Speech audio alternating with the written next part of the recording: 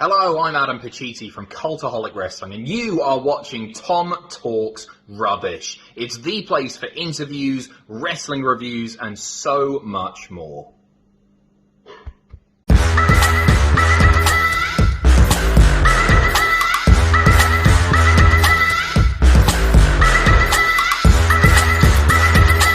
Sure, you subscribe to Tom Talks Rubbish. I highly recommend you subscribe here first. What's going on, guys? It's your boy, Tom Talks Rubbish, and today I'm back with another interview with another one of the Whatculture wrestling crew. This time, I'm joined by Adam Willbourne. So welcome to the show, Adam. Thank you very much, Tom. Thanks for having me, mate. You know how hard it's been to learn how to say your last name today?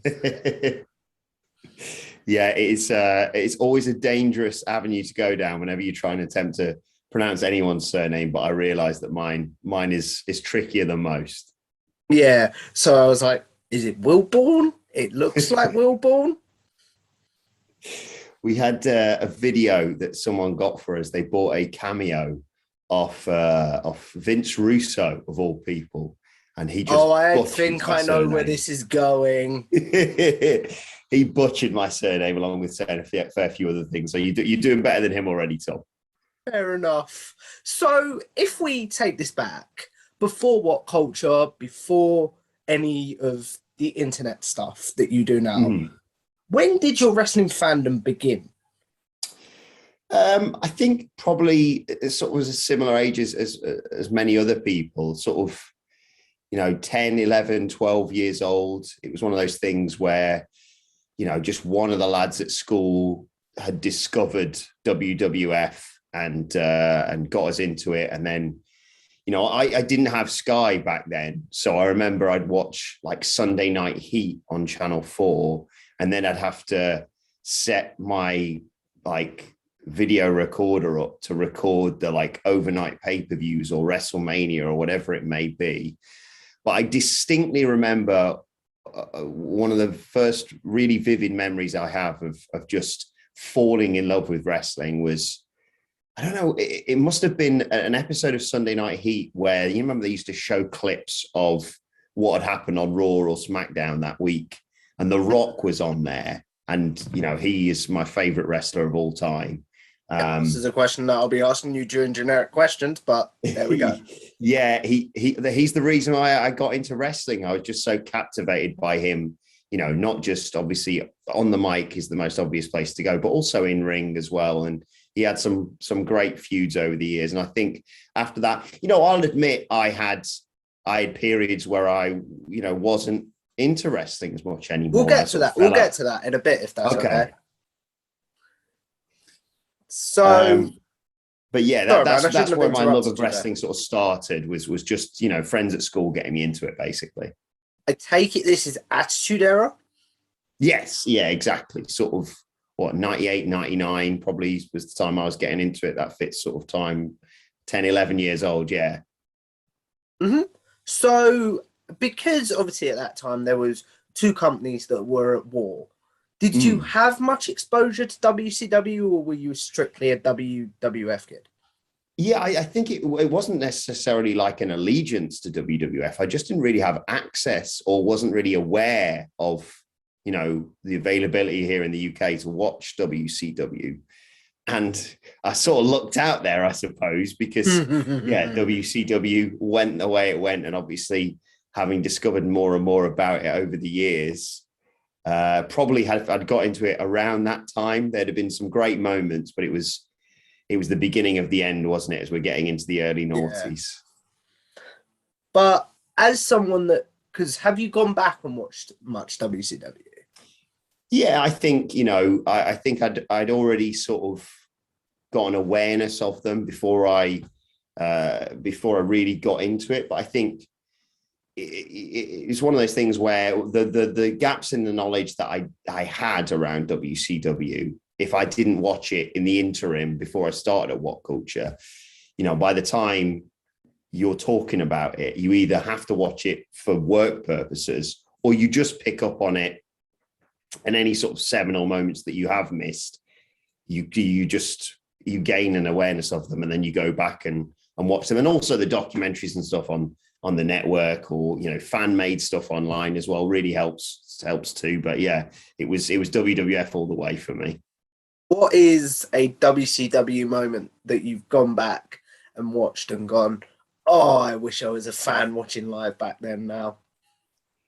I think I don't mean to be too basic, but like the third man reveal, it's one of the most iconic moments within WCW. It launched, obviously, the NWO, which also sort of killed WCW in the end. But yeah, I think it's one of those moments you can go back and watch time and time again, and you sort of pick up on other new things that maybe you've missed before. And, like the Bischoff stuff as well, when he goes back and talks about it, that podcast that he does, and whether it be a watch along or just discussing that particular pay-per-view, like it's fascinating. And, you can not be a fan of WCW or not be, have been there or been watching at the time, but you can still appreciate that sort of crowd reaction doesn't come along every day. And that sort of turning point for the company was huge. But you talked about then your lapsed period. Do you remember when that started and maybe ended? I don't think there was ever necessarily a moment where I was, we talk about this quite a lot on the channel about people saying, right, that's it, I'm done. I'm sort of, I'm getting out of this. I don't think there was ever actually like a specific moment that I said, I'm cutting off. But there are like Hamflet, for example, Michael Hamflet has never stopped watching. But there are bits that we'll talk about. He said that when I had him on, and that astounded me. It's astonishing for the amount of years, the amount of time he's invested in there. But like, yeah, there's bits like the early days of the Shield. I definitely wasn't watching then. Like I've had periods, so I've probably I missed out bits of the early noughties, but now because I've gone back and watched it, I can't vividly tell you the exact moment that I cut out of it all. And then I was like thinking, because I figured you were going to ask me about this, and I was thinking back to like when I was at university, was I watching wrestling? And I wasn't, but I was still sort of in the loop because I distinctly remember moments being discussed. I remember going to a house party in, what would it have been? Maybe my first or second year. And just a lad who I'm still friends with now, a lad called James. And I'd not seen the Rumble the night before.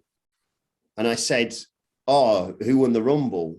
And it was the one where Cena comes back at 30 and no one thinks he's going to be back because of the injury, et cetera, et cetera. The 2013 one? No, the what would it have been? Oh, 2008. Yeah, 2008. He said to me, oh, it was Cena. And I thought he was joking. I thought he was taking the mickey. So I was like, no, who was it? And he was like, no, it's Cena. He came out at 30. He's healed again. He's back for WrestleMania sort of thing. And it was one of those ones where I'd had my opinions of Cena, but a bit like everyone in what were they? MSG. Out of personal curiosity. Like I was higher on Cena than a lot of people, but I also very much got to the point where I was like, all right, enough's enough. We need to have other guys at the top. And, like Wade Barrett, Stu Bennett, I mean, we've got to know him luckily through Defiant, through WCPW. He's absolutely top bloke. But I remember at the time, even then, even before I got biased through knowing Stu, I remember at the time thinking, I don't think Team Cena should be going over here at SummerSlam, or I don't think that he should be, destroying the Nexus from within. And prior to that, like I say, with Cena coming back at that Rumble, I was a bit like, oh, I'm kind of, I always say this whenever we report on the news, I never wish an injury on anyone, but it does sometimes come along at a really nice time where you're like, okay, go away, make me want to miss you. And that's what I got to with Cena. And then, yeah, he came back and it was ridiculous. But there's gaps in there, but it feels weird because having done this job now for 4 years, I feel like I've filled a lot of those gaps in, and now I can't exactly remember where I cut out and where my subsequent recaps sort of jump back in of like, oh yeah, I really probably should watch that match or that moment or whatever it may be. Okay, you brought up a very nice segue then, the fact that you've been with Whatculture for about 4 years. So how did that all come about? So I used to be a radio presenter in Birmingham on a commercial radio station. And I did that through what I did at university. I got into it basically. And I did that for a fair few years. But I was sort of getting bored with doing that. I could sort of see the writing on the wall with the way the industry was going and stuff like that. And I'd had this passion. And to be fair, I'd been seeing bits of content from the likes of Whatculture online and thinking, God, wouldn't that be amazing to do that as a full-time job? And then I just saw that they were advertising for new people. They wanted presenters. And I obviously had this experience of not just only presenting on the radio, but through doing that, presenting on camera as well. And so I thought, well, what's the worst that could happen? So I just sent an email off to the bosses. I came along in, let's say like, what would it have been? Early 2017 for a trial, like a 3-day trial. Met all the guys, had a great time in the office. And then the sort of conversation with the bosses continued. And I was talking to them about the fact that they didn't really have a podcasting thing. They did Wrestle-Culture. Wrestle-Culture's been going before I even started, but it was just a bit of a fun thing for the guys to do on a Friday afternoon. And they just sort of put it out on SoundCloud or whatever it may be. And it's just, Pacitti, Blompier, Jack, or whoever, or Ross, or whoever it was free on a Friday afternoon, just sort of shooting the breeze about what had gone on in wrestling that week. And I said, you've got this YouTube channel, which had at the time probably, 1.3, 1.4, 1.5 million subscribers. You got all these people now, correct? Yeah, over 2 million now. You got all these people who are interested in that, and you've not really tapped into the sort of podcasting market. So I sort of spoke to them about that. And then, they invited me down to sort of discuss more of what exactly my day-to-day role would be. And it grew from there. And I think I started officially in like May 2017. My girlfriend at the time moved up, Anne Louise, now my wife, moved up to Newcastle with me. It was all a bit mad and hectic.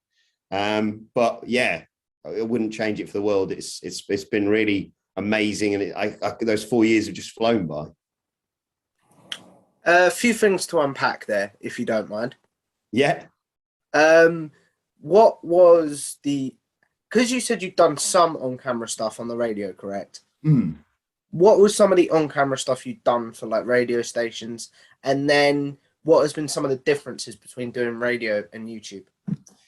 Yeah, I think the crossover skills would be the interview side of things. So obviously I've been lucky enough to interview, the likes of, recently Chris Jericho, MJF from AEW, Rey Mysterio, all the people you've seen on the channel that we've got to interview. That is sort of transferable skills, because I got to do that in commercial radio with any pop stars that would come in, or people that'd be our shows or whatever that we put on. In terms of other stuff on camera that I did at Free Radio, it was more corporate stuff. So it might be, I don't know. For example, I learned to drive through a sponsorship.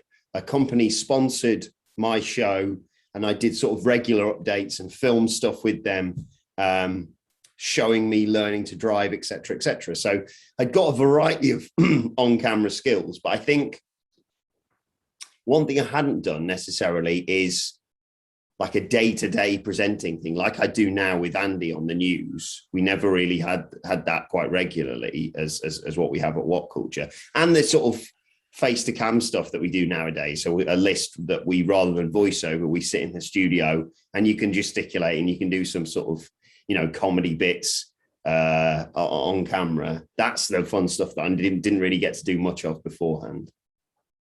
Did you have, because I know you spoke to the bosses about setting up the podcast, and I do want to ask you some more questions about that in a minute, but did you have a desire to do on-camera stuff? Like more on-camera stuff at this point?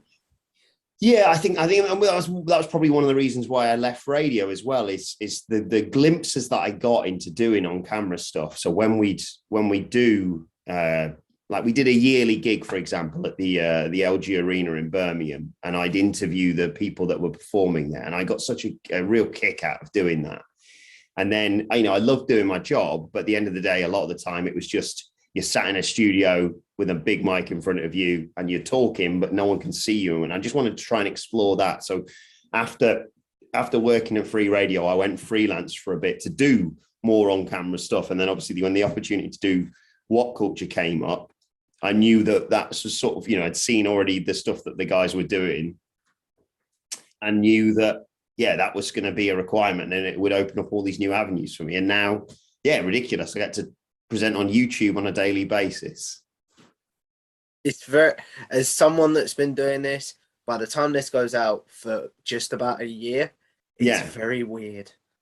It is. It's surreal, isn't it, mate? Like, and you know, it's a strange place to be. And I think people outside of this bubble that we're in can't really comprehend it still. Like, no, I mean, I haven't got my own YouTube channel. You have, obviously. But when you say to people that that's something that you do, people still, you know, they understand. If I said I worked in television, they'd understand. If I say I worked in radio, they understand.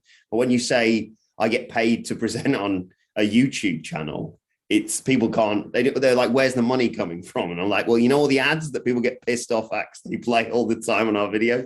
That's where most of it's coming from, probably. Okay. So what are some of the strategies that you use when you tell people what you do for a living?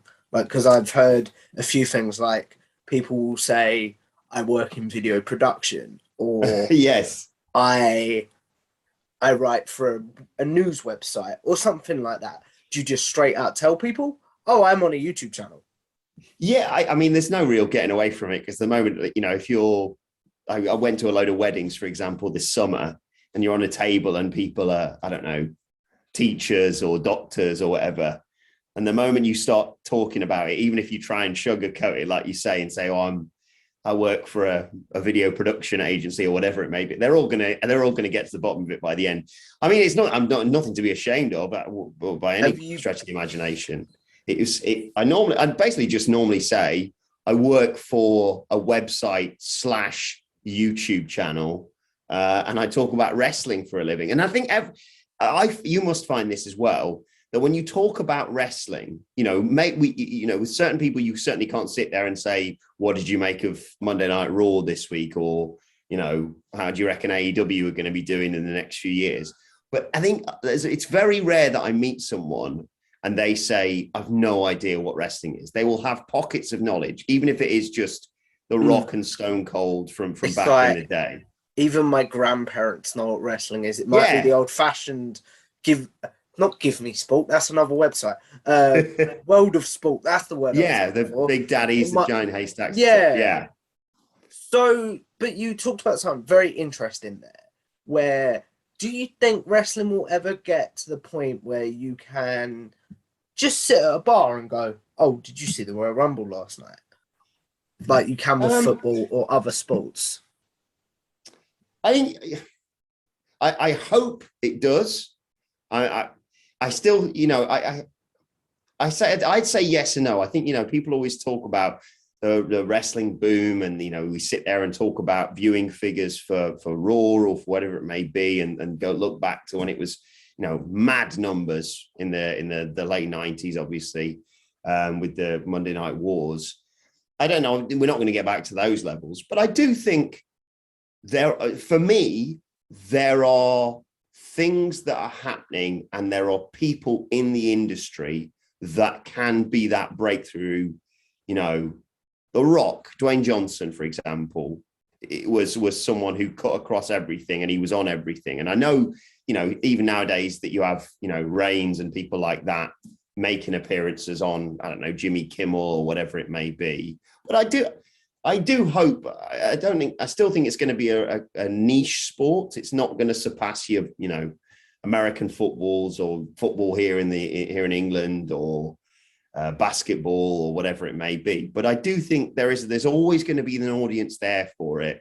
And I hope, whenever anyone asks me about it, and they say, oh, how's wrestling going, for example, I always try and sell them on something. I always try and say, oh, this great thing happened, whether it be WWE or AEW, or you need to check out this promo from MJF, for example, or this insane match that's just happened at a recent pay-per-view. I always try and hook people back in, because I still think, like you say, with everyone, they have a connection to it. They just need that sort of route back into it. What is the thing that you use or think people should use currently to say to people, wrestling's good? I'm going to sound really biased here, but I'd say almost anything MJF related. Yeah, I'd agree with that, to be honest. I look at him week after week, and we have this weird dynamic with him, obviously. I'm a huge, huge fan of his. But I look at what he's doing and the fact that you got to look at the people that are heaping praise on him. Because some people, Reigns, for example, who I'm a huge, huge fan of as well. But you'll get some people in the industry that are saying that this current gimmick that he's doing is the best. And it's the best thing he's done, in my opinion, in his career. Yeah. But some people that will say, oh, I'm not a huge fan of, him monologuing during matches or whatever. I don't hear anyone. I love that, on a side note. Oh, yeah, exactly. But I don't hear anyone saying anything about MJF that he should do differently. And that's across the spectrum. That's, your Dave Meltzer's, your Brian Alvarez's, all the way across to Jim Cornette, for example. Like Cornette, I heard him recently talking about that match with Darby Allin at Full Gear. And he just like... the night, in my opinion. Yeah. Maybe. I said match of the night, maybe. Yeah. Oh, yeah. Match of the night, without question for me.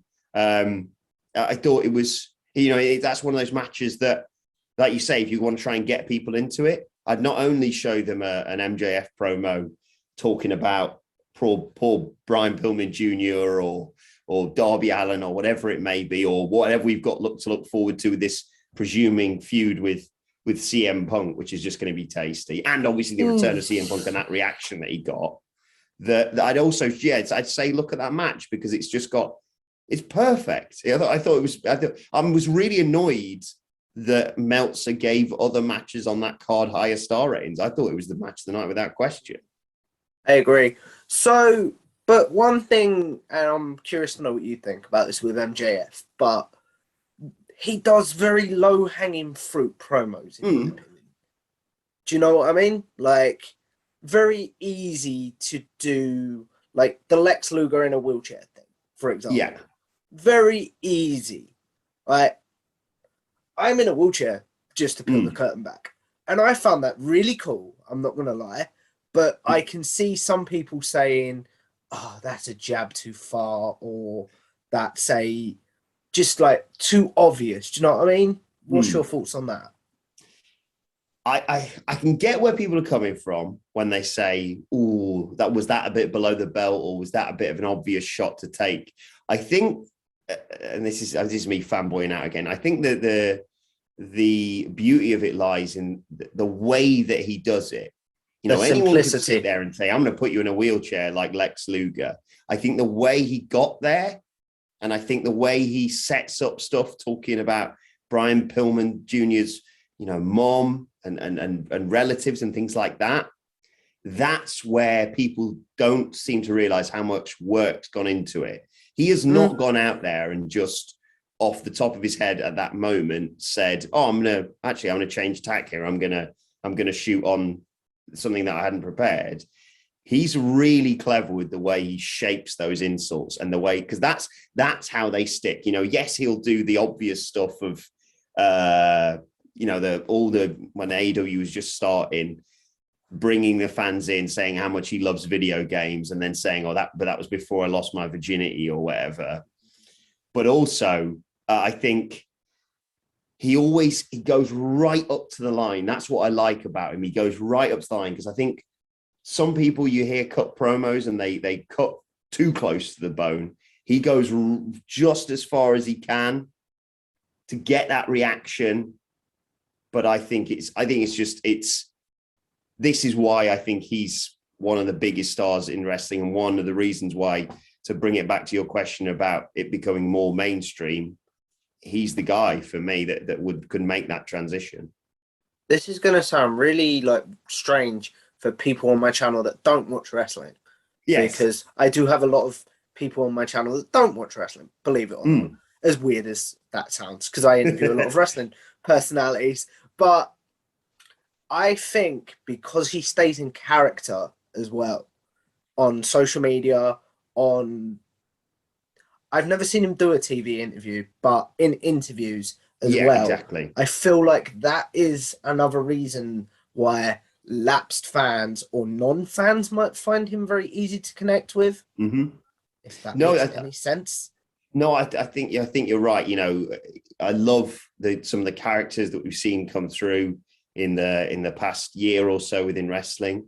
You know, the captivating presence of like a Malachi Black, or, you know, CM Punk or Roman Reigns being one of the most obvious ones.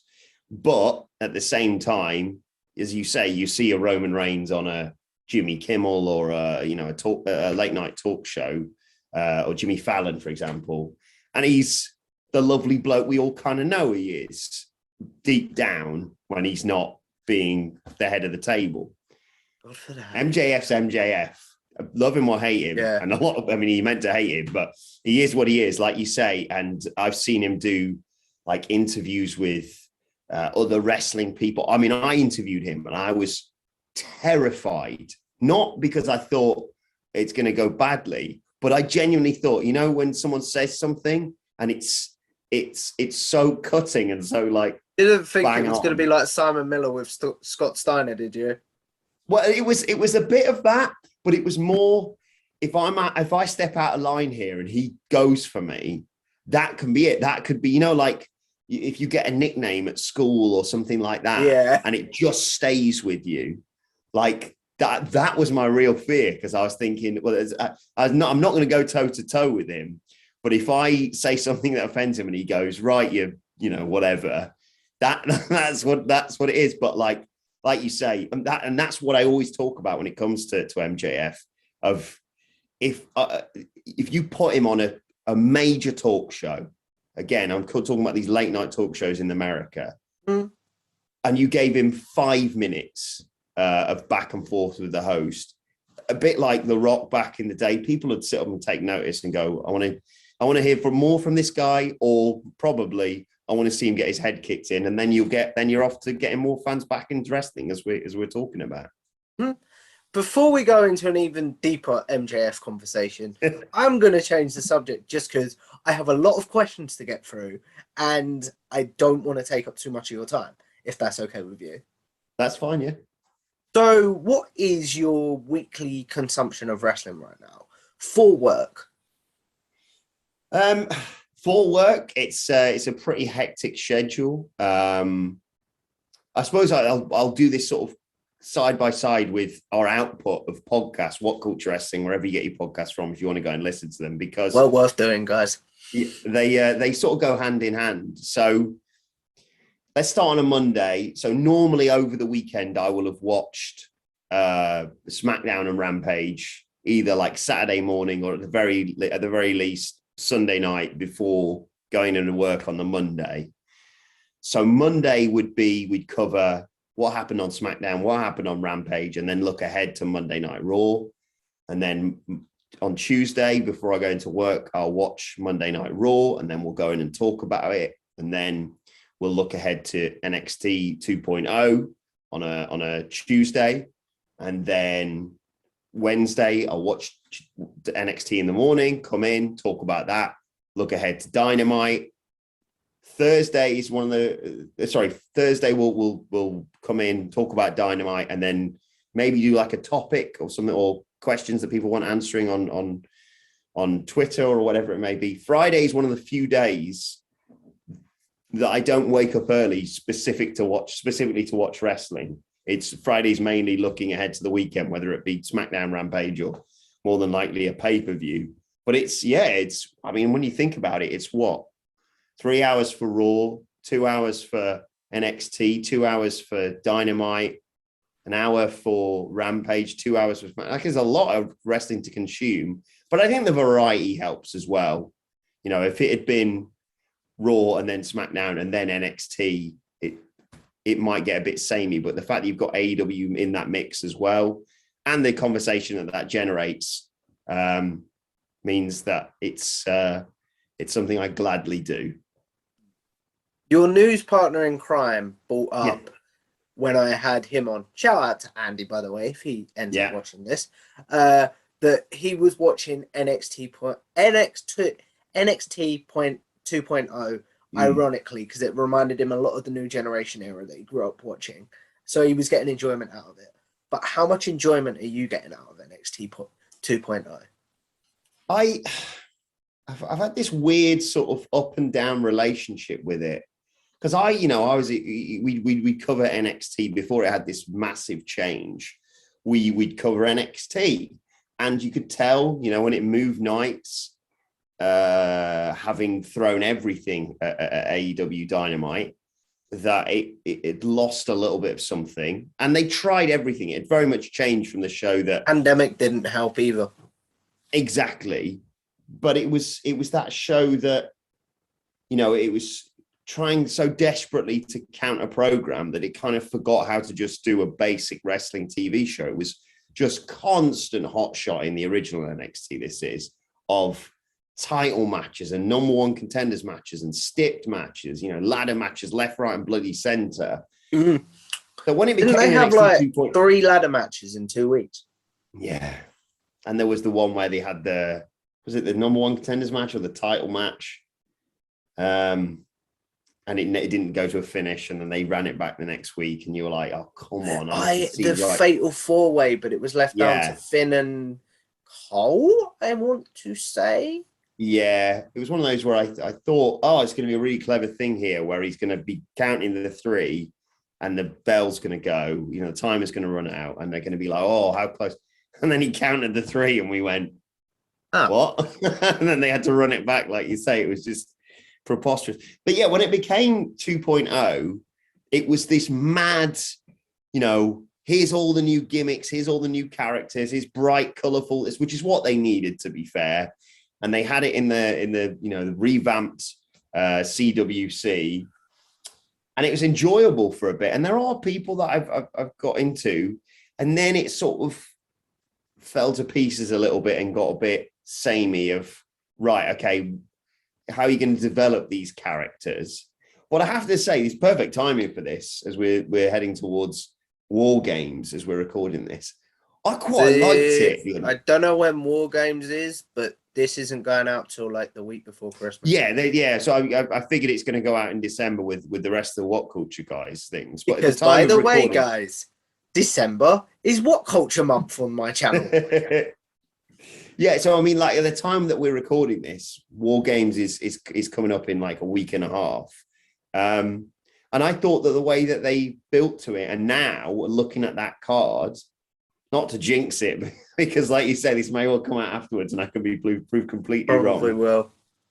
I still think there's a niche there for it, but I can understand completely. And Andy and I have had numerous conversations about the fact that it's such a weird hybrid show, and the fact that it's, you know, not got Trips at the helm anymore. It's got Vince McMahon, and he's trying to do what he thinks young people are into nowadays. Because of his health things, or was that beforehand? I think it was it was a little bit of both, if I'm perfectly honest. I think you know, obviously with the cardiac event that he suffered, he needs to take a step back from what he was doing. But I think also that Vince wanted to get his hands on NXT and make it in his own image now, because he didn't. I mean, look up the way that they've handled 90% of the call-ups from NXT. Karrion Kross being a perfect example. It's ready-made. Not even with the company anymore. No, exactly. And it's like, you had the presentation right there. You just take that and put that on the main roster. You give him that mad entrance. You put him with Scarlett, for goodness sake, and you just have him destroy people, and you've got, you know, at the bare minimum, a pay-per-view main eventer for one show to take on a babyface champion as this guy who's just undefeated, for example. If you want to do something else after that, that's kind of up to you. And yet they bring him up and they have him lose to Jeff Hardy, and then he goes sort of 50-50, and then they give him the new outfit, and they wonder why it's not working. It's because Vince didn't see NXT being a part of the WWE brand per se, and now he's changed NXT to reflect that. I don't get that, because when you look at how NXT was portrayed, even when Kevin Owens was called up, and then Survivor Series, what will be 2 years ago now? Yeah, 2019, yeah. I don't get the correlation between how do you go from that to what we get now. Yeah, man. I mean, it was the fact that, I mean, all you need to know is that it was such a, you know, wipe the slate clean. We're starting afresh here. This is 2.0. Everything you ever thought about NXT, forget about it, you know.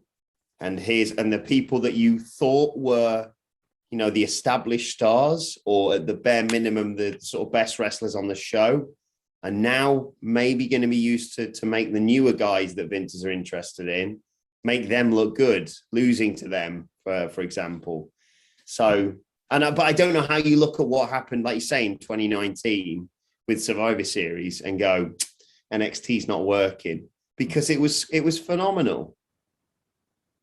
My question to you is, have we frozen? No, good. No, we'd frozen. Anyway, my question to you is, and I want to go into more your consumption of wrestling in a minute, but I'm curious to know what you think of what I've been thinking about for a couple of days with NXT. If they'd stuck to their formula of how they were doing things before AEW became a thing, do you think the Monday Night Wars would have been closer? Sorry, not the Monday Night Wars, the Wednesday Night Wars. Yes. No, but I think that NXT would still be around, if that makes sense. I know it is still around, but the NXT that we knew back then. Yeah. Like at the end of the day, because that's a game show. Yes. At the end of the day, like it's a developmental brand. That's what it was there for. You had utterly unbelievable wrestlers on there, but a lot of the time they were sort of brought in to train them in the WWE way and maybe train out some of the PWG-ness, if that's a term I can use in there. But I think the fact that AEW is this new thing, this big new show with, you know, people, that's why this argument happens. And I don't have a side in this. I want everything to be great and to be able to enjoy all the wrestling that I have to consume. But at the end of the day, like it was it was WWE's third brand going up against this big brand new thing that's picked up all this other talent. And look at it now. Look at how many of the talented ex-WWE stars it's got in there, alongside the more, let's say, homegrown talents of your Hangman Pages, your MJFs, your Darby Allins, you know, the list can go on and on and on there. So I think it wouldn't have really affected the Wednesday Night Wars in terms of who emerged victorious, but it didn't help themselves, as we mentioned earlier, hot-shotting all that stuff, desperately clambering to get a better rating. I mean, look at when they did the best that they did against AEW. Admittedly, that AEW Dynamite was a bad show with the creepers and the, you know, everything like that, with the Elite being beaten down at the end of it. But what was it, December 19th, I think it was, 2019? What was the key thing on that NXT? Was it a hot-shotted thing? No, it wasn't. It was a feud that they built up with Rhea Ripley and Shayna Baszler. Oh, I know what you're talking about now.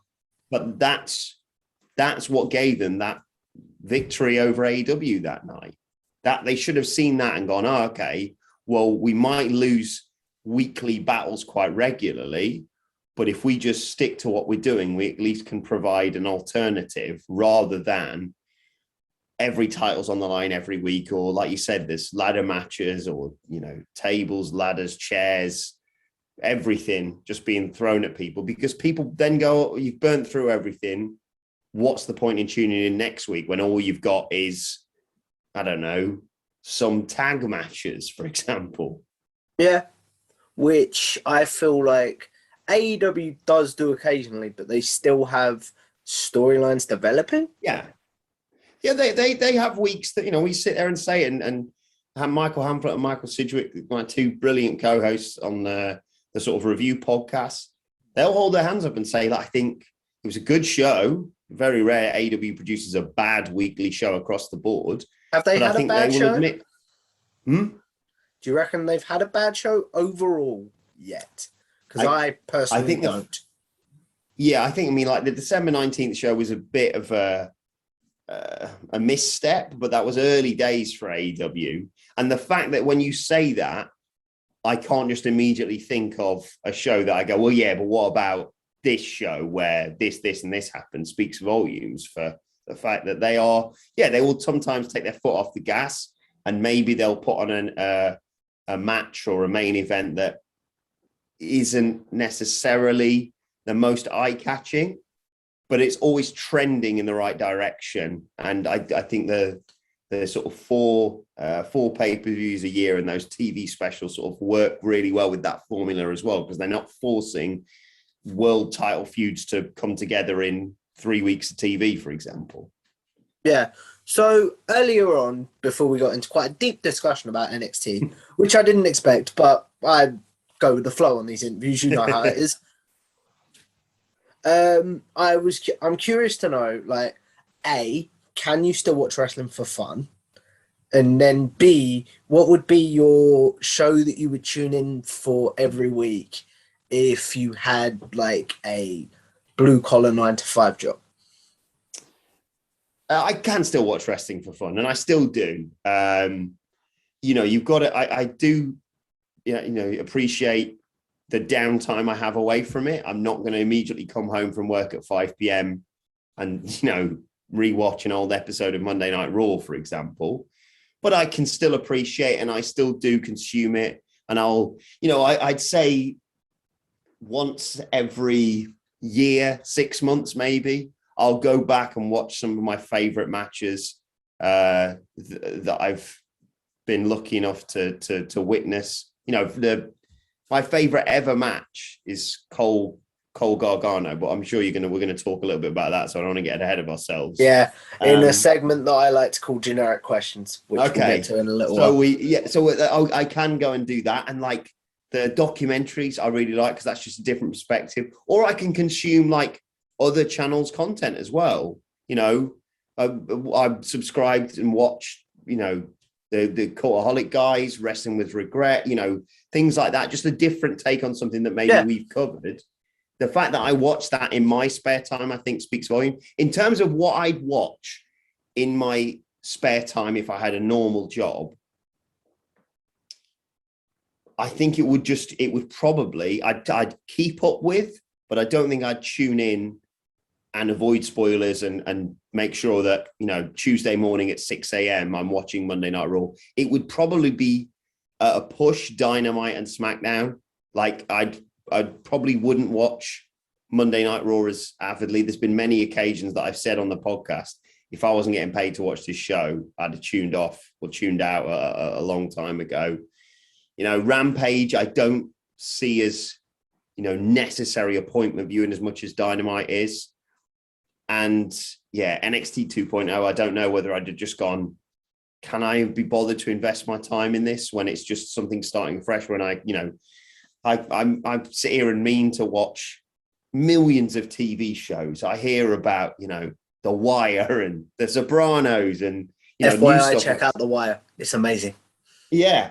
So I would probably think, well, if I'm going to spend 2-3 hours in my evening doing something, maybe I should dedicate it to that, which I've heard people say is great, rather than rolling the dice on an episode of Monday Night Raw, which has been iffy for the past few years, to say the least. The last time I watched Raw, and I keep talking about myself in this one, that's a habit I need to No, it's great. It's nice to hear other people's accounts. The last time I watched an episode of Raw was, and you'll be able to tell me more when this happened than I will, is, you remember when Batista came back for his final run, and then he faced Triple H in what ultimately ended up being his retirement match. Mm-hmm.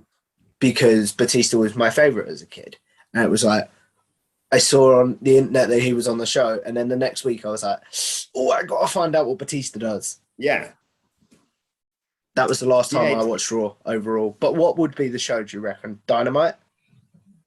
Probably. If I had to watch one show, I really like SmackDown. I think SmackDown, people beat you with the stick of, it's the best WWE show, but where does that stand in amongst others? But probably if I could only watch one show a week, right now you've got to go with Dynamite, really. Fair enough. I'm curious to know, what you think with SmackDown. Is it the weeks that Roman's not been on? Is Roman holding SmackDown up? Is what I'm trying to say.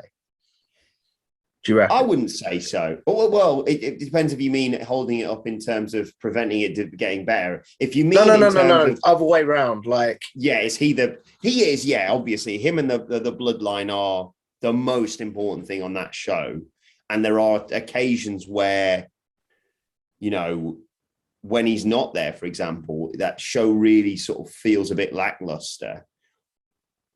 And I'll admit, there are elements that if I'm watching it on a Saturday morning, I'll skip past because I'll think, well, I can just recap this on Monday and make sure I've got all my notes in order for it as and when I need to. But I mean, what they need to do is look at what made this story successful, i.e., just really focusing on what makes this character great, giving him a bit more freedom, and just do that with everything else, whether it be the women's world champion, whether it be tag teams or tournaments or whatever it may be. You've got flashes of it. King Woods, Xavier Woods becoming king of the ring. There's something there. My new favorite thing. Yeah, it's just it's not where it needs to be, that show, but if they could take what they've done for those segments and realize what made them good and stretch that over 2 hours, because 2 hours is a better time for a wrestling show than 3 hours, because you're trying to fill too much with talking and what have you. That's what they need to do. But yeah, without Roman and the bloodline, that show's not appointment viewing as much to me. But I love King Woods, like you say. I'll put it this way. If the bloodline, say there was a draft tomorrow and the bloodline got moved to Raw, would Raw automatically become the best show, do you reckon, or no? Yes, probably. I mean, it Raw may ruin the bloodline because they may say, well, instead of doing a 10-minute opening promo, well, let's have a 20-minute opening promo, because that's the issue with Raw, is they just stretch things out too much.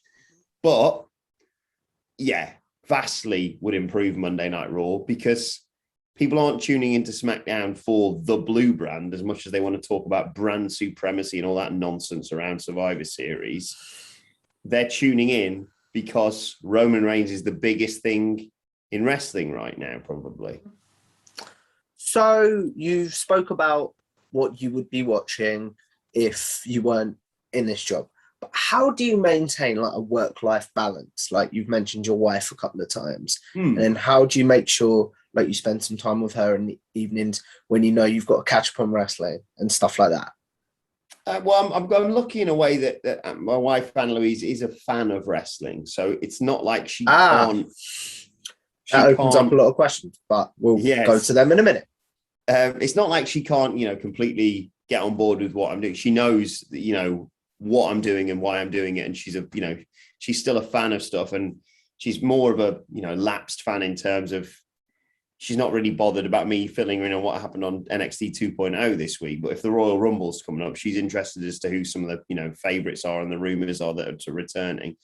But yeah, I just think it's knowing when to switch off from it all. So when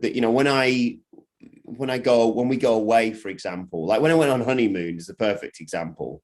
I didn't watch any wrestling for 2.5 weeks. And when I came back, we sort of made a thing of it. I didn't think, I've got to catch up on, 15 days worth of wrestling so I can come back into it. we made a thing of the wrestling industry changes so fast.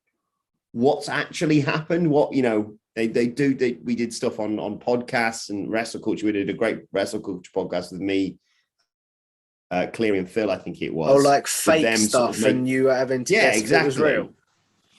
Because that actually sounds really cool. You think about if you aren't paying attention to the industry for a week. Let's take this week, for example. And I know this is, like you say, this is going out after it. But if you turn around to me and said, Survivor Series is going to be all about an egg, and they're going to be things that happen as a result of that, and title shots that come from it because of some film sponsorship, and they're going to talk all about The Rock, but he's not actually going to be there, but they're going to promote his egg from his new film Red Notice. Like, it's ridiculous. Which I still haven't seen, by the way.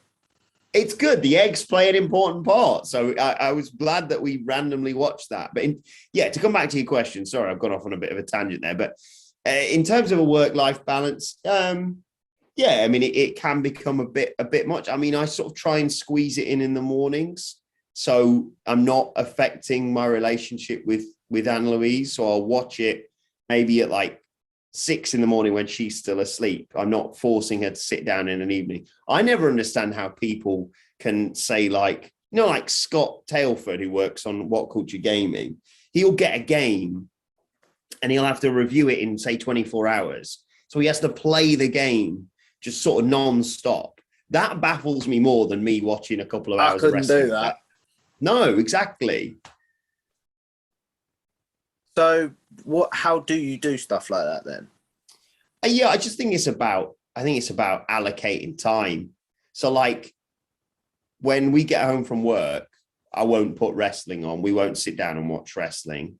And if I have to watch something, if it's absolutely necessary, I'll make sure that we do our own stuff first, or we'll do, you know, whether it be go out for a nice meal or go to the cinema or just, you know, go to walk in the park or whatever it may be. Do that separate thing together, because if you didn't do that, then it does feel like you say, like work's just getting in the way of your relationship. But it's striking that balance, and it's understanding that your other half sometimes, you know, Anne-Louise has to do stuff for her work, whether it be stay late or talk to candidates before their interviews or whatever it may be. Yeah. It's striking that balance, but it is tough. There's too much wrestling to watch. There's never enough time in the day, basically. She's cool with you mentioning her by name, right? Because me editing stuff like that out is going to be very hard. No, it's fine. She's more than used to all of this now, having been on, you know, having been associated with me and the time in Whatculture. She can't really escape it. So, well, just to weight off my mind, I was like, he keeps mentioning her by name. I don't want a DM later saying any mentions of my wife. Can you bleep out, please? All good. All good. I was like, fair enough. So one thing sorry to interrupt. You've reminded me there. I read out a YouTube comment on our wedding day, because I'd done a video with Chelsea, I think it was, reviewing a show. I think it might have been an AEW show, but I'm not 100% sure. And someone in the comments had said, "Oh, doesn't Adam look awkward stood next to a girl," basically. And someone else had commented, "Oh no, have you seen his," it was at the time, his fiance? And someone else had commented, and I read this comment out, which got a great reaction from the people who were there. Someone said, "His fiance looks like a Brazilian who's marrying him for a visa." So I read that out because that's the life you signed up for, unfortunately. But yes, she's used to it by now. Fair enough. That was just as you kept mentioning her, my heart rate kept going up. Like, I suck at editing, just to peel that back. Me so too. It's like, I'm no good at it. Please don't make me have to edit every mention of her out. Right. It was like, oh, thank God for that. So one thing I am curious to know is, like, you have to stay up for a lot of pay-per-view live streams, right? What is your routine when it comes to that? What I like to do is And it's been a bit all over the place with everything sort of slowly going back to normal post-pandemic. But what I normally do is I stay up quite late on the Saturday night. This is for like a Sunday pay-per-view. I stay up quite late on the Saturday night just to sort of train my body to be used to being up and about at 1, 2 a.m. in the morning. And then I'll go to bed and I'll wake up at maybe sort of 9, 10 a.m. on Sunday, just have a normal day with the missus, maybe go for a bit of lunch or whatever. But I think the deal breaker is the nap. I think now and as I'm getting older, I have to have that nap. Sort of like about 5, 6 p.m. I try and go for a nap for about 3 or 4 hours. So then I'm awake and then I'll get into work at say 11 p.m. to set everything up, do a news, and then we'll go live at say midnight, for example. But I think without that nap, you can really tell if we're struggling on a live stream. And I remember Andy, you might have mentioned this himself. He did 2 streams back to back. I think it was. Oh, I know where this is going. He's told me this story. Debut and then SummerSlam. And my God, he was saying how much he was struggling on night 2. Yeah, I think I couldn't do it. I couldn't do it regularly. I couldn't do it, for example, like for Raw and Dynamite and SmackDown or whatever. It has to be sort of, once every couple of months. But yeah, my advice would to be avoid energy drinks because you just sort of crash. So just train your body and try and nap because you're going to have to get those hours in somewhere. Otherwise, you're going to be nodding about. Because there's always that bit in the middle of the pay-per-view, isn't it, when it gets into a bit of a lull. And especially if you're on camera and trying to be, entertaining, you can't be sat there just nodding off in your chair sort of thing. I couldn't tell you the last time I stayed up for a pay-per-view, just because I don't have to, as dumb as that sounds. And I've realised as I've got older that it's like, what's the point? You can watch it the next day. Yeah, and I the only good one we have really that I can think of off the top of my head is when WWE does the Saudi shows because they're at like 5 p.m. English time. Americans have got it so easy. It's ridiculous when they sit there for like the one, I don't know, Australia-based pay-per-view from WWE. And they're all complaining. I was like, mate, try doing that every month. Come on.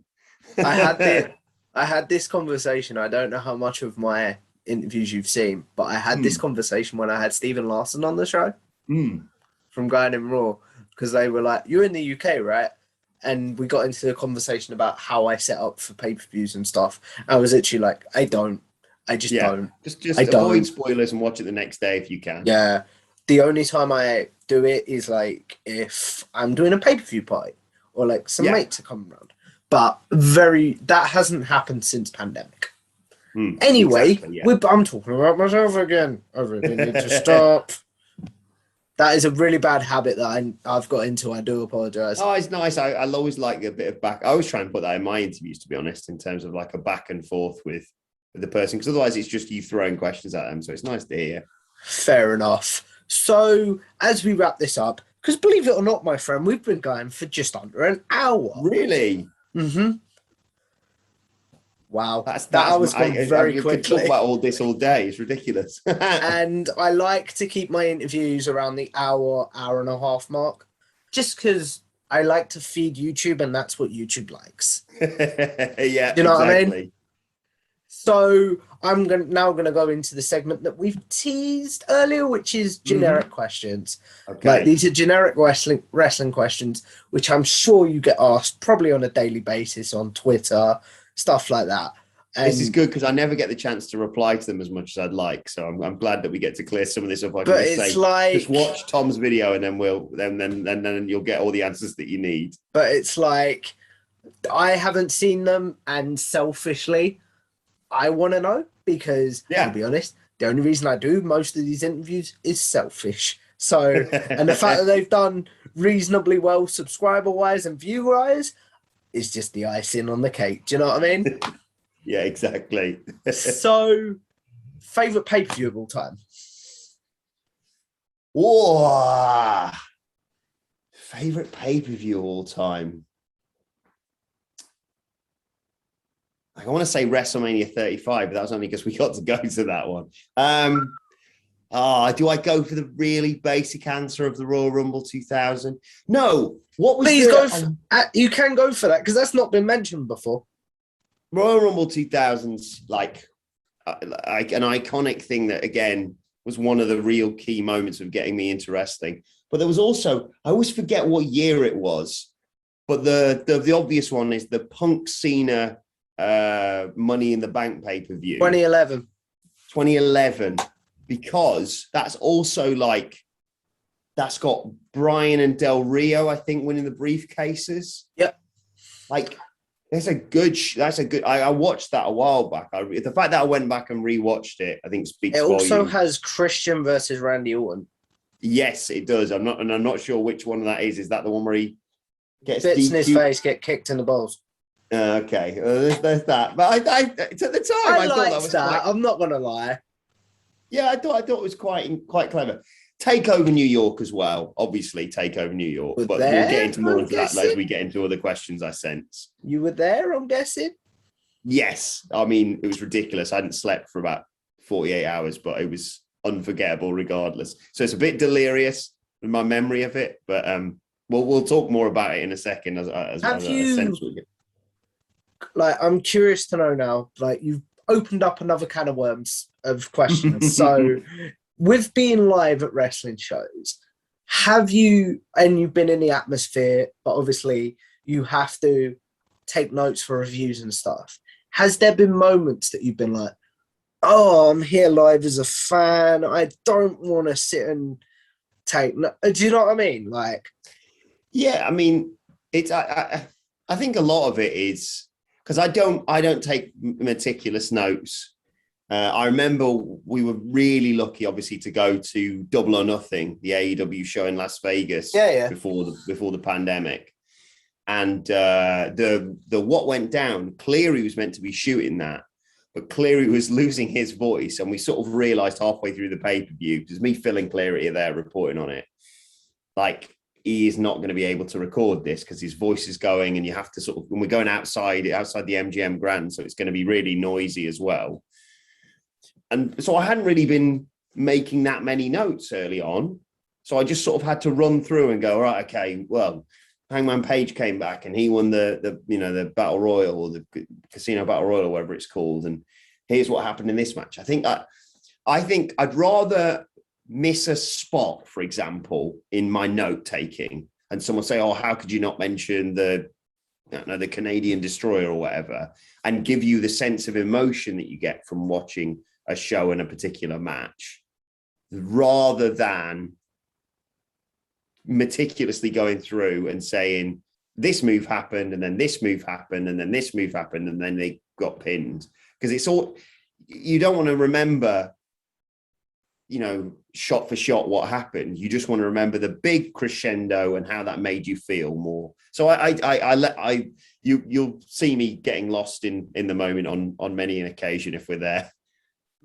Have you gone back and watched a show and realized that you were at live and maybe realized it wasn't as good, but I got caught up in the atmosphere sort of thing? I wouldn't say so. Do you know the only one I could probably think of, and I had to be fair, I haven't gone back and watched it, but the only one that I was giddy for, and I gave a lot of leeway, and at the end I was still annoyed, was the Raw after WrestleMania 35. And that was because I'd never seen Taker in person. And even if he just came out and hit a big boot and a choke slam on Elias, was that when he beat up Elias? Yeah, I was bouncing off the walls when he did that.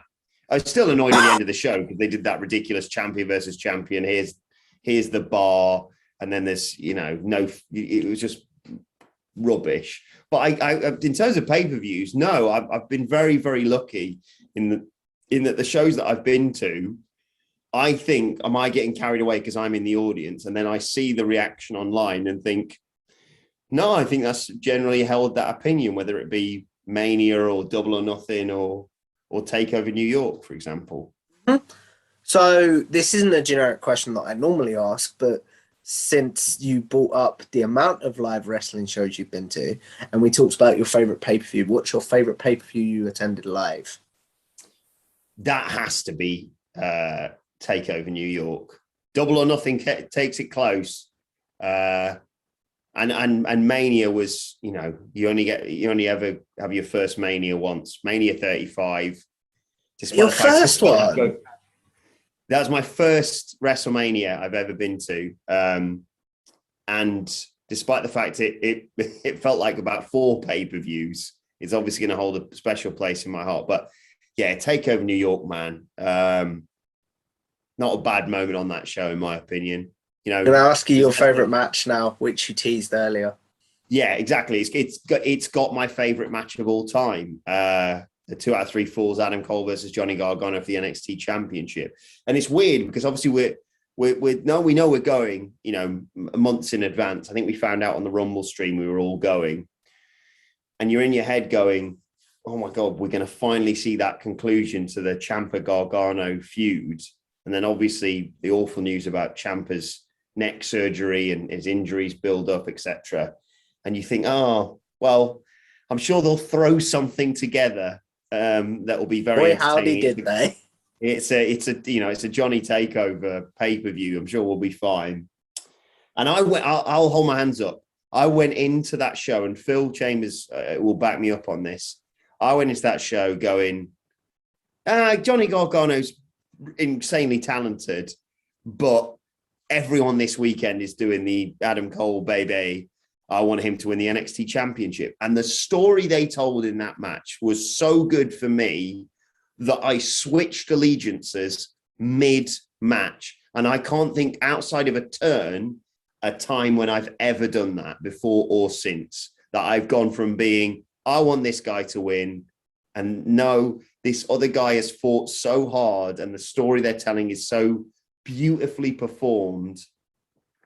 I now want Johnny Gargano to leave as champion. And obviously you get all the Undisputed Era shenanigans, and our experience of previous wrestling shows tells me, it's going to be such heartbreak when Cole hits that last shot out of nowhere.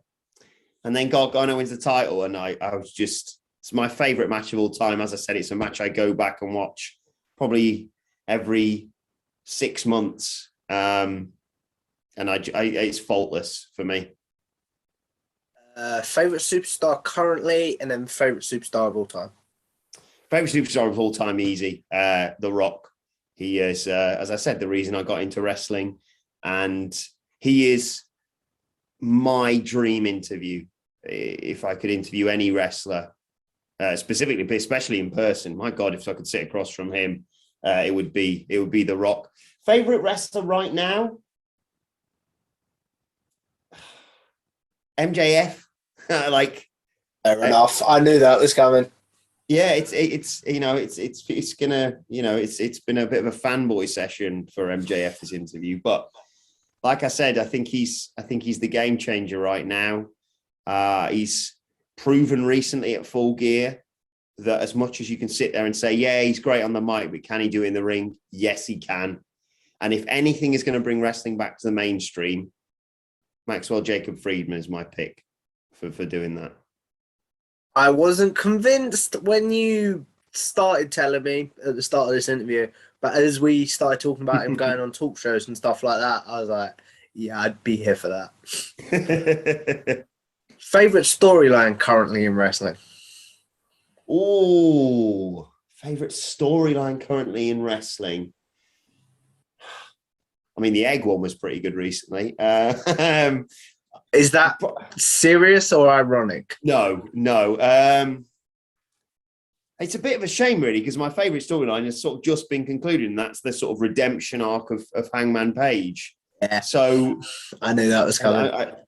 I think probably if we're saying that that's done and dusted, it's the ongoing domination of Roman Reigns and the Bloodline. Like the fact that I say I tune in to SmackDown and I avoid spoilers for stuff like that, and it's tied to them having to execute someone dethroning Reigns properly, and it not just being, The Rock, for example. As much as I love him, it should be an up-and-coming superstar, not just a legend coming back. But yeah, I know some people think it's they lay it on a bit thick, but I mean, the head of the table gets me every time. Moment you wish you were in the crowd for that, like, you weren't, sort of thing. Punk's return. You can't watch that and not think, my God, what it would have been like to be in that arena. Because we've all been there when huge pops happen. But that's something else, isn't it? Really. Either that or Punk win in Chicago against John Cena. Because that just, I mean, it was, convoluted with the whole, McMahon, go and ring the bell, we're doing a screw job thing again. But Punk hightailing out of there, having beaten Cena and then kicked Del Rio in the head and just bailed. Like, what a night that must have been in Chicago. Yeah. This is the last generic question, and then I'll tell you the question that I end. Like, I'll ask you the question that I end all my interviews on. Okay. The moment that you realized you were... Actually, this isn't a generic question. This is just a question that I have. Moment that you realized you not belonged at Whatculture, but you felt like, yeah, I'm good at this. I'm happy. Yeah, I mean, it's a great question because it was one of those where, I felt like a bit of an imposter initially. You have to win them over. Our fans are great, but they don't just automatically accept you. You can't just come in and say, hello, well, my name's Adam, especially if you're at Whatculture. My name's Adam and I like wrestling. But I think it was probably after the guys left to go and do Courtaholic, subsequent to that being sort of, we had the backlash, of course we had with all that. Yeah. Andy talked about that a lot in his interview. Did you feel what? And we're going to probably end up going about another 10, 20 minutes. And I do apologize. Like, did you feel worried at that point? Because at this point, you've obviously just uprooted your life. Yeah. I mean, not worried per se, because I knew that the issues that those guys had wasn't anything to do with the rest of us, wasn't anything to do with me or Cleary or Phil or Nicholas or whoever it may be, or Jules, that wasn't, their beef wasn't with us. No. And I knew that once they went off and did their own thing and the fans realized that we were still going to be here and producing the content and we got our own personalities to shine through, I felt okay with all that. But I suppose the moment I really felt like I belonged is really when the podcast took off. And I know that took a while, but it was a real passion project of mine. Like I said, I sort of led with that when it came to what I could offer to Whatculture other than just being another face or a voice on the channel. It was using my experience in the industry to launch this. And now we're doing great stuff with the podcasts. So I think that was the moment where I thought, yeah, I've settled in now. I've got my feet under the table and feel a real part of it.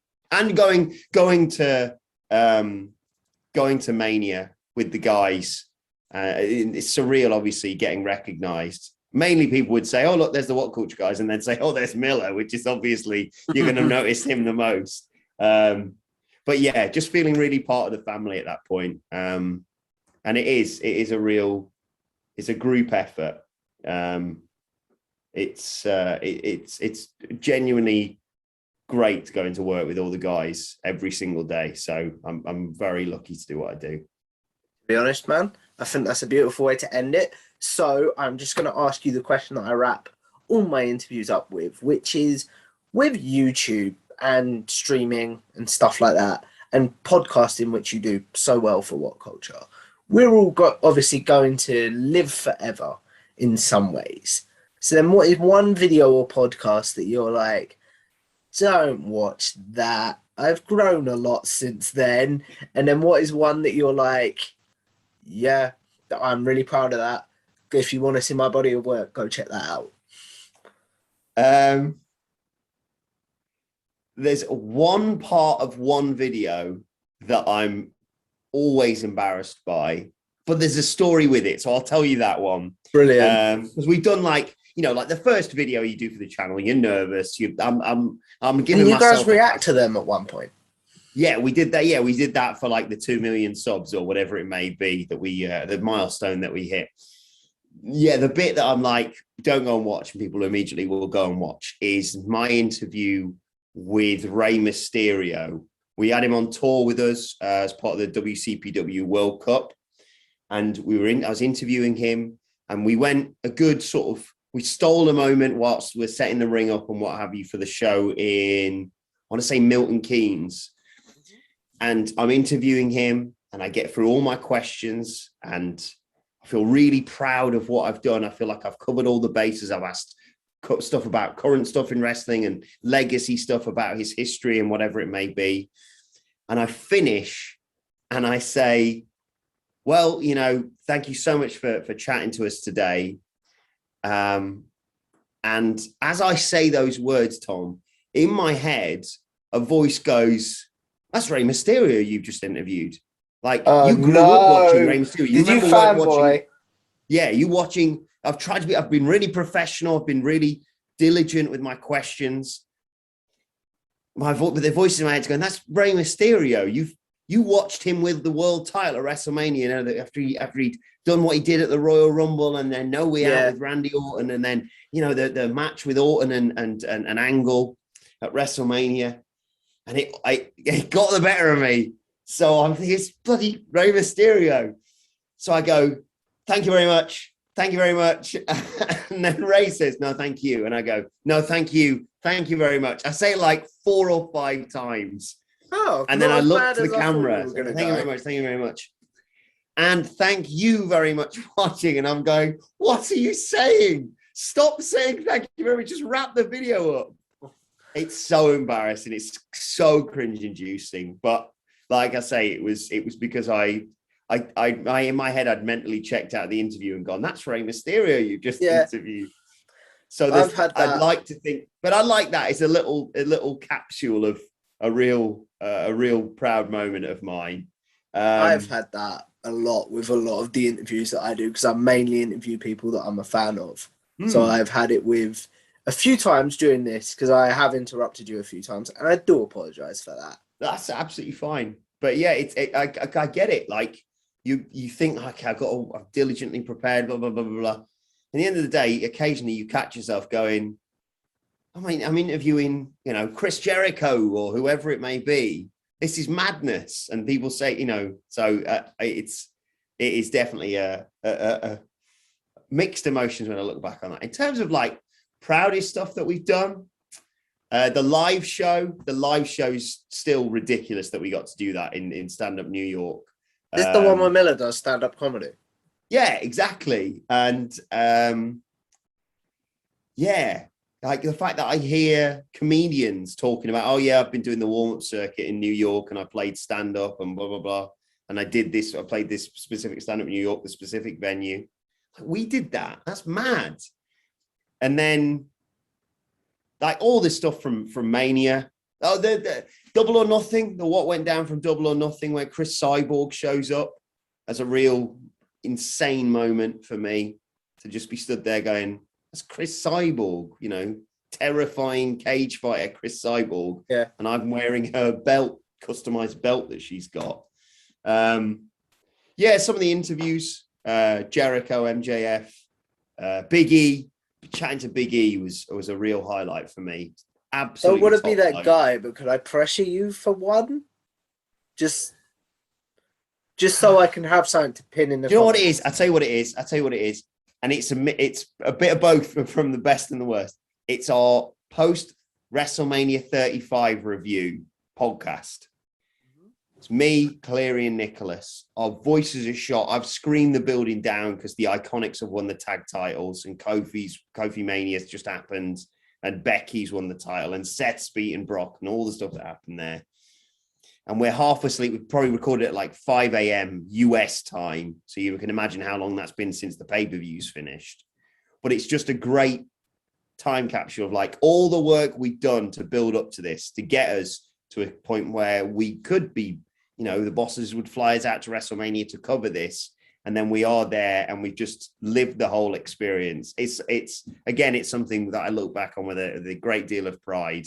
But every day I get to go and work at Whatculture and talk about wrestling for a living is just, I constantly feel it's a reminder of like, I'm so lucky to do what I do. So yeah, I'm thankful for the opportunity to do it, but also, as I always say when we talk about it on live streams, for the fans, because if they didn't watch the videos, it'd just be blokes sitting in a studio watching wrestling, not making any money. So thank you for your support over the years, because we literally couldn't do it without you. So yeah, I'm just very, very happy with where we are right now and what we've achieved at Whatculture.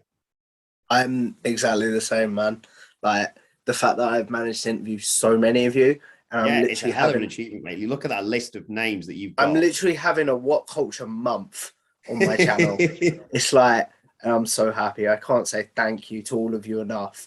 And obviously, as we wrap this up, I want to say thank you to everyone that has watched. If you like this video, obviously check out Whatculture Wrestling, also Whatculture Films and Whatculture Gaming. Subscribe to me, share this video around, help the channel grow, leave a like, and I will see you on the next one. Bye bye.